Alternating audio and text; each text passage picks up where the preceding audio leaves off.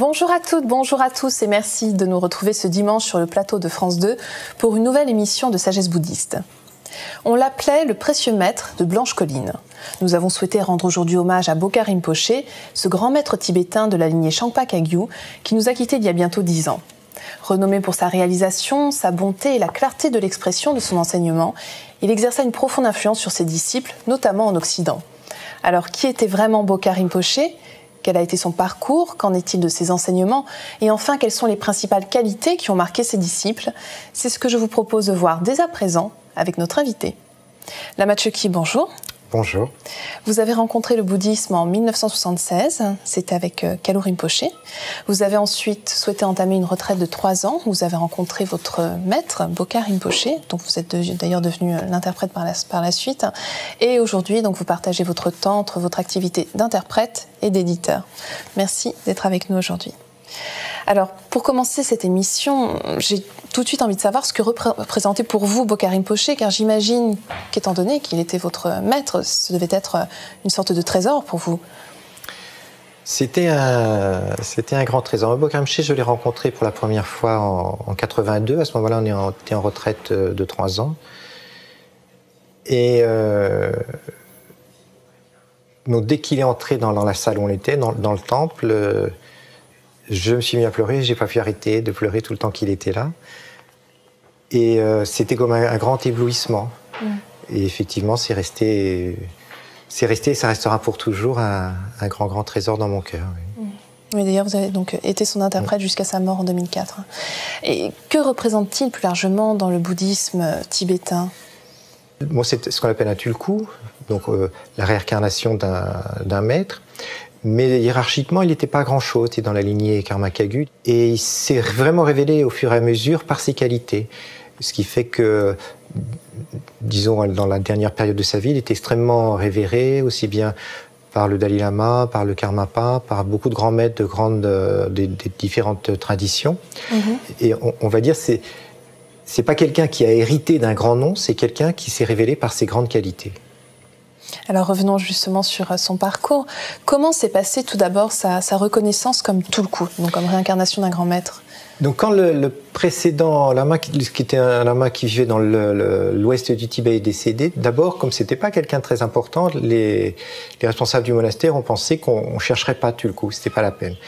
Donc ils sont allés voir le Karmapa, il dit voilà, on vient vous offrir le monastère, toutes les affaires personnelles, parce que bon, maintenant c'est fini. Et le Karmapa lui dit non, gardez tout, parce qu'il y aura un tulku. Il y aura un tulku, et il a donné des indications très précises 2 ou 3 ans après. En particulier, il a dit que vous chercherez un enfant qui a comme un petit kyste ici, ce qu'avait aussi son prédécesseur. Il a donné le nom de la mère, le nom du père, il a décrit le village de nomades, et c'est sur ces indications qu'il a été retrouvé. Il avait 2 ou 3 ans à l'époque. Et comment s'est déroulée ensuite sa formation ? Donc d'abord, il a été formé dans le monastère de son prédécesseur, qui est un petit monastère donc de l'est du Tibet, de l'ouest du Tibet. Et puis, à un moment, quand il avait 11-12 ans, il était allé en vacances chez ses parents, comme il le faisait régulièrement. Et son père, qui était très émotif, n'a pas voulu le laisser repartir au monastère parce que l'enfant pleurait. Il dit non, je ne veux pas retourner au monastère, je veux rester en famille.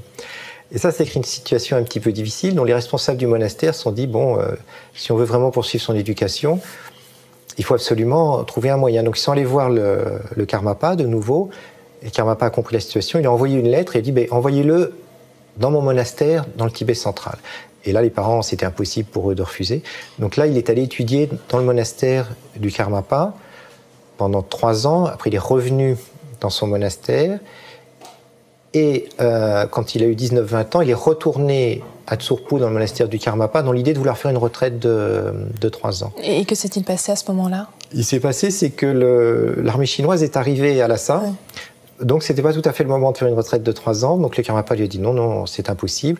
Il lui a dit retournez dans votre monastère. Il est retourné dans son monastère et 15 jours après, il a pris la fuite. Il s'est réfugié au Népal. Donc, ensuite, il arrive en Inde. Je crois que c'est là qu'il rencontre Kalu Rinpoche. Voilà, il arrive en Inde. Et effectivement, il se trouve qu'à un moment, il est à Darjeeling, dans un monastère qui s'appelle Bhutia Basti, où il y avait pas mal de réfugiés tibétains, dont Kalu Rinpoche. Et c'est là qu'il le rencontre. Et comme il va devenir vraiment son maître principal avec le Karmapa, moi j'avais toujours imaginé que c'était une rencontre un petit peu romantique, extraordinaire. Et un jour je lui ai demandé comment s'est passée cette rencontre. Il m'a dit mais d'abord j'ai rien ressenti, j'ai surtout vu un lama qui avait l'air très vieux alors qu'il ne l'était pas. Et il m'a dit c'est petit à petit que j'ai découvert les qualités extraordinaires de Kalu Rinpoché. Donc il a surtout fait des retraites sous sa direction. Après, Kalu Rinpoché l'a nommé lui-même maître de retraite et il est resté le grand disciple de cœur de Kalu Rinpoché jusqu'à la fin de la vie de Kalu Rinpoché. Alors effectivement, il y a deux aspects dans ce que vous venez de dire, c'est qu'on ressent que Bokar Rinpoché a toujours souhaité faire des retraites, c'était important pour lui, hein. Et en même temps, il a hérité d'un certain nombre de responsabilités que lui a confiées Kalu Rinpoché. Ouais, son désir c'était de vivre en ermite en fait. Ouais. Et c'est Kalu Rinpoché qui lui a dit peut-être, mais peut-être aussi c'est très difficile et peut-être vous serez plus utile en restant à la responsabilité des monastères. Donc du coup, il a suivi les conseils de Kalu Rinpoché. Et il a fondé donc son propre centre de retraite. Donc il a fondé son propre centre de retraite dans la région d'Arjiling, aussi un endroit qui s'appelle Mirik. Et au début, il voulait juste fonder un centre de retraite consacré à la divinité Kalachakra. Quand est-ce que c'était ? C'était en 83. Oui. Et effectivement, d'abord, il y avait simplement quelques cellules. Lui-même avait un ou deux moines avec lui, un ou deux laïcs comme serviteurs. C'était très, très, très petit. Et après, des familles ont souhaité envoyer leur enfant comme moine auprès de lui. Et il a senti qu'il ne pouvait pas refuser. Donc petit à petit, ce centre de retraite s'est développé en monastère. Et aujourd'hui, il y a 500 moines dans le monastère. Effectivement. Alors, il a eu également une grande influence sur les Occidentaux. Dans quel contexte est-ce qu'il a commencé à voyager en Occident ? Est-ce que c'était avec d'autres grands maîtres ? Comment ça s'est passé ? Non, à l'époque, il avait un disciple occidental principal qui était un Danois. Et ce Danois l'a invité à venir en Occident. Et lui-même, Bokar Rinpoché n'avait pas grand désir de venir.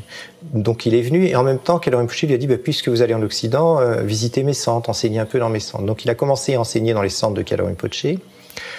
Donc il venait un petit peu tous les ans, tous les 2 ans, passer un mois ou deux en Occident, principalement en France.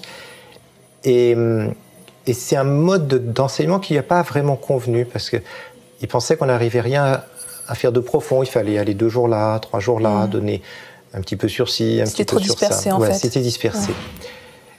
Et c'est pour ça qu'à un certain moment, il a décidé de changer.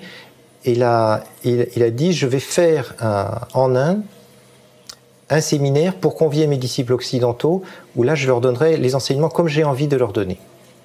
Donc il y a eu un premier séminaire en 92, on a fêté cette année le 20e anniversaire. Et disons, les participants ont vraiment été enchantés, parce que Bokar Rinpoché leur a donné non seulement des instructions, mais il leur a donné un programme de pratique très très précis pour chaque journée, pour toute l'année. Et Bokar Rinpoché lui-même, l'année suivante, a été enchanté parce qu'il a vu que les gens avaient suivi ce programme qu'il avait donné. Donc ça l'a encouragé. Ça l'a encouragé, parce qu'il avait des doutes en fait. Il pensait que les Occidentaux avaient du mal à faire quelque chose de suivi et de sérieux. Et là, il a vraiment été enchanté, ravi. Et c'est pour ça qu'ensuite, il a continué.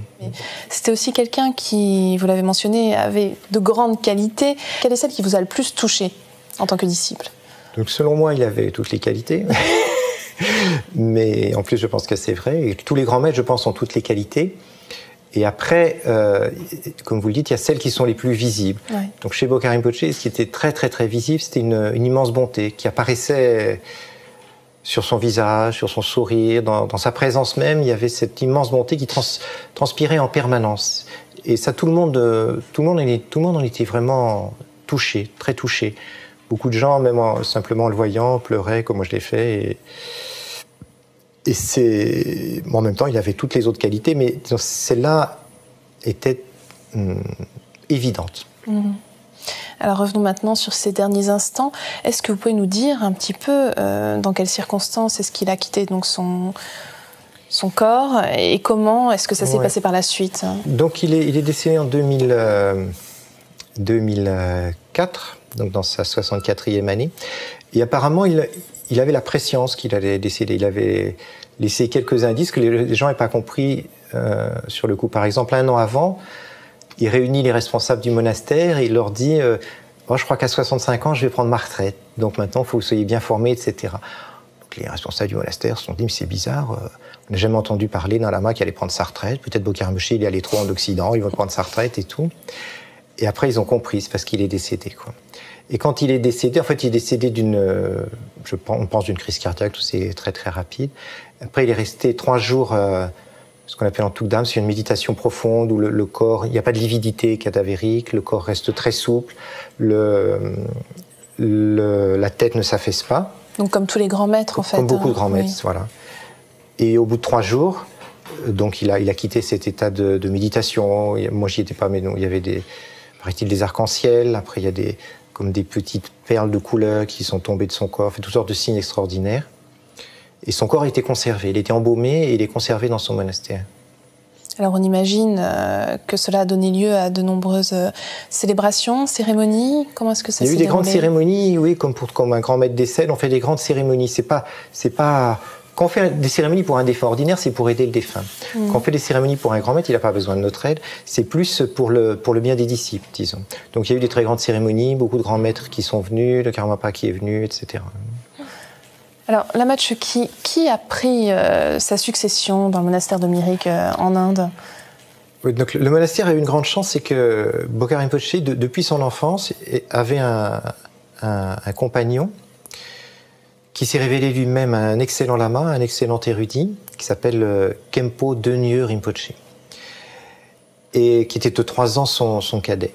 Et donc, il a fort heureusement pris la succession, à la fois la responsabilité du monastère, la responsabilité des séminaires à l'intention des Occidentaux. Et c'est quelqu'un, je pense,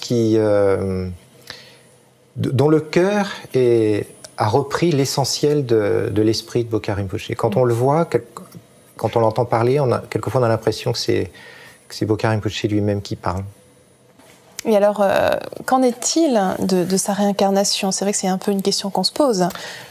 La responsabilité de reconnaître sa réincarnation incombe à sa sainteté Karmapa, qui a reçu beaucoup de demandes officielles et qui répond toujours c'est une grande responsabilité de reconnaître un tulku comme celui-là, je ne veux surtout pas me tromper, et qui ne dit rien de plus. Donc pour le moment, tout le monde attend et on ne sait pas. Mais est-ce que Bokar Rinpoché lui-même aurait laissé quelques indications ? Est-ce que l'on sait ce genre de choses ? Bokar Rinpoché disait, je ne souhaite pas être reconnu comme tulku, parce que de nos jours, il y a beaucoup de problèmes avec les tulkus. Donc il avait ce souhait. Maintenant, ça, bien sûr, c'est son souhait personnel. En même temps, je pense que pour le bien de ses disciples, pour le bien de son monastère, ce serait bien qu'il revienne. Donc nous souhaitons qu'il revienne, qu'il soit reconnu. Bon, il peut déjà être là et ne pas être reconnu, ça c'est autre chose. Mais oui, nous souhaitons tous ardemment pouvoir le revoir de nouveau, bien sûr. Vous nous tiendrez au courant ? Bien sûr. Merci beaucoup, Lama Chökyi, d'avoir été avec nous aujourd'hui. Pour découvrir plus profondément le parcours de ce grand maître, voici quelques ouvrages que nous vous proposons, tous les 3 édités chez Claire Lumière. Tout d'abord, 2 biographies de notre invité Lama Chökyi, Bokar Rinpoché, le précieux maître de Blanche Colline, Vie de Bokar Rinpoché, lama tibétain, où l'on retrouve à travers l'histoire de son parcours un témoignage émouvant et précis sur la civilisation tibétaine, ainsi que sur l'adaptation des réfugiés à l'Inde et au monde moderne. Et enfin, de Bokar Rinpoché lui-même, Un cœur sans limite, une explication d'un texte tibétain du XIIe siècle, les 7 points de la transformation de l'esprit, célébré et encore commenté de nos jours par tous les maîtres de la tradition, où sont abordées la méditation ou encore, entre autres, la compréhension de la nature de l'esprit. C'est la fin de notre émission. Vous pouvez la revoir pendant toute une semaine sur le site internet de France 2 en consultant plus.fr, rubrique France 2. Merci à tous de votre fidélité. Je vous souhaite un très beau dimanche.